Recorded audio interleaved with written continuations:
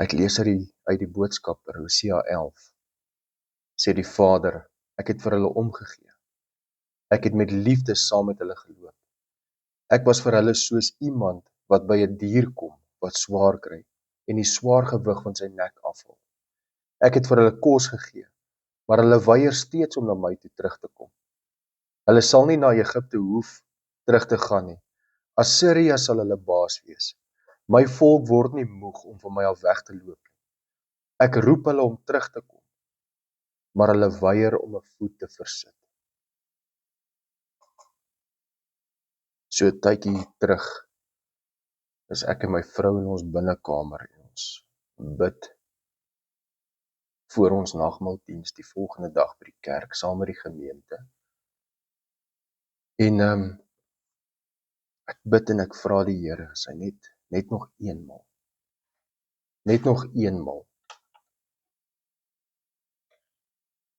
die vuur in die mense kan aansteek en dat mense sal tot inkeer kom.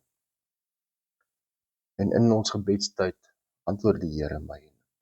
Hy gee vir my Hebreërs 10 vers 10.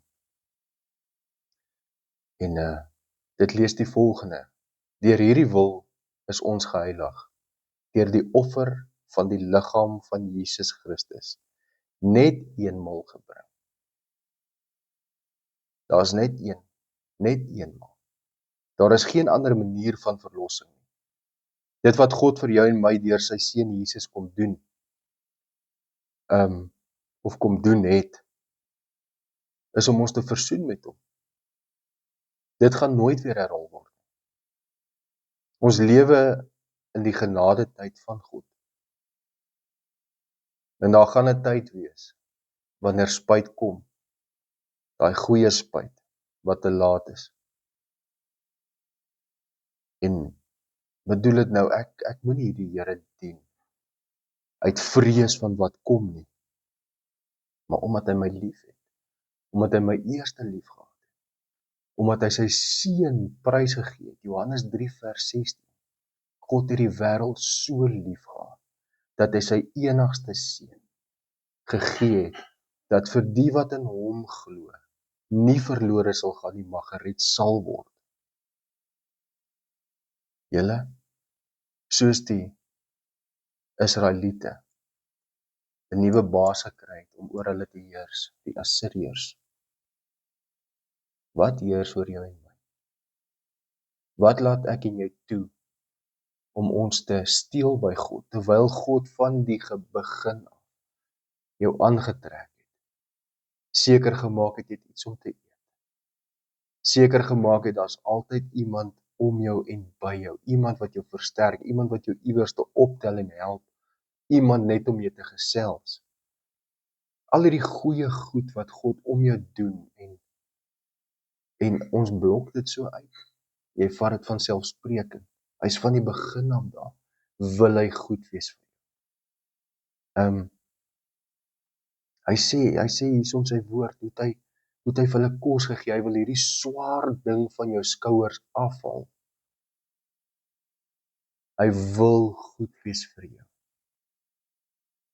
Die vraag is, wil jy hierdie verlossing aanvaar? Want ek is bemeen om te sê dat 'n persoon wat nie oor God openlik, oor Jesus kan praat, openlik kan bid en sy naam verheerlik en hom prys nie deur 'n mens se werk nie. Maar dink bietjie, het jy al regtig aanvaar dit wat hy vir jou kom doen, daai verlossing? Lewe jy in die vryheid om daai verlossing op te neem, jou eie te maak en hom te loof en te prys en te dien vir sy liefde en lief te hê omdat hy jou lief gehad het. Eerste, omdat hy jou baie diep uitgehaal het. So wat nou? Bekeer van sonde. Soek na hom met alles in jou. Ek en jy kan nie eers asemhaal sonder hom nie. Onthou, Jesus weet toe om jou nie lief